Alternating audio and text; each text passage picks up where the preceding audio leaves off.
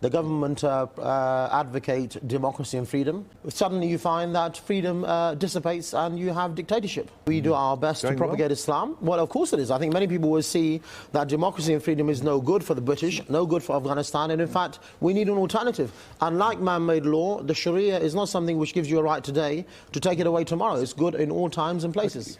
Siri, to make this an issue of freedom and democracy is absurd. Anjem, you haven't had a hair on your body touched by this government or this country. You haven't spent a day in prison. You haven't suffered one bit for your views. You're allowed to sit here right now because of freedom and democracy. In your so-called caliphate, you'd have me killed, wouldn't you? Wouldn't you have me... Am I an apostate that deserves death? Well, I mean, obviously, Majid Nawaz is part of an apostate organisation called the Quilling Foundation. He's paid by Alan Johnson and Gordon Brown to say what he's saying. So how many thousands of pounds a year do you get on benefits? This man gets £2 million with his and his organisation in order to fight against Islam or Muslims. Look, he's asked you two questions. Firstly, under your caliphate, he would be executable, would he? He would be judged by an Islamic judge, and then after that... And his second question, his second question, did you hear that? Repeat the second. How many thousands of pounds are you receiving from the British government every year on dole money? On dole money. I receive nothing at all from the British government. Are you on the dole? At the end of the day, when you lose the argument, it's very easy to... So now I'll ask you again. Have you had a hair on your body touched by freedom and democracy? For both of you, obviously, and the 5-minute clip that you played here, I'll tell you something.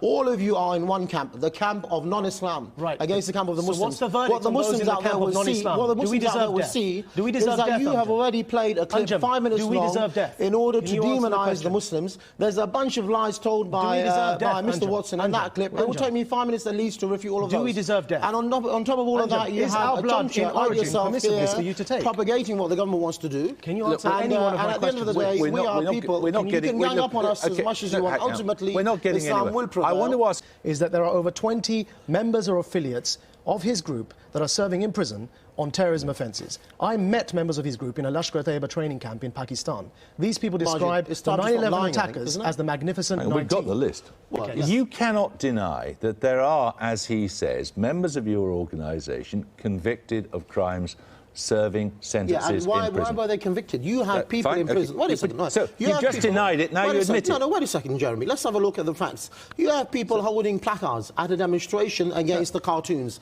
There's a man who held a placard about Denmark. He got 6 years for holding a placard. And yet you have paedophiles and murderers out there getting suspended sentences. That is the Britain that we live in today. It is an apartheid system. The Muslims are treated as sacrifices. You need to wake up. You need to wake up to the reality. I'm not paying attention to you. You need to wake up to the reality of the situation. If I'm judged an apostate by a Sharia court judge, will I be executed in your caliphate?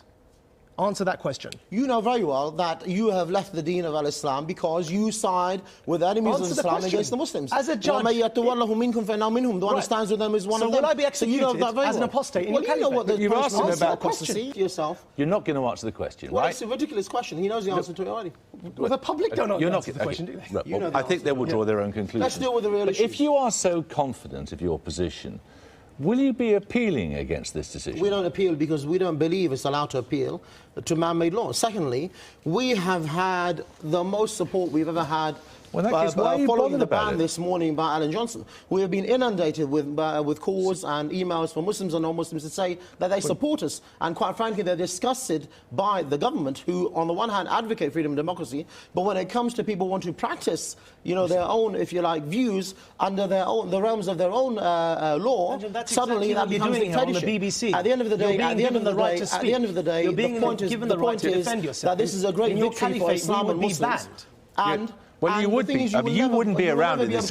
You wouldn't be around this caliphate. But listen, don't you think tactically, whatever you think about nutty views, views which you two are presenting today, profoundly held convictions, whatever you want to call it. Let me ask you something, Jeremy. Hang on, I'm asking him a question. You hang on. No, but you're using is it not counterproductive to wait until something potentially provocative happens, which it doesn't happen in the end because they called it off, like this march in Wootton Bassett, and then to impose a ban on their right to say things? And that's a mistake the government has made. These people should have been banned when they set up Islam for UK, and it's wrong of the government to suddenly decide to ban them. They should have been banned from the beginning. They are different to Hizb ut-Tahrir, though they're an offshoot of Hizb ut-Tahrir. They do promote and glorify violence. Of course you are. Omar Bakri was the leader of Hizb ut-Tahrir in this country. Accuse us with all these lies. You made that point already. Hizb ut-Tahrir one day in your life. Have you never been a member of Hizb ut-Tahrir?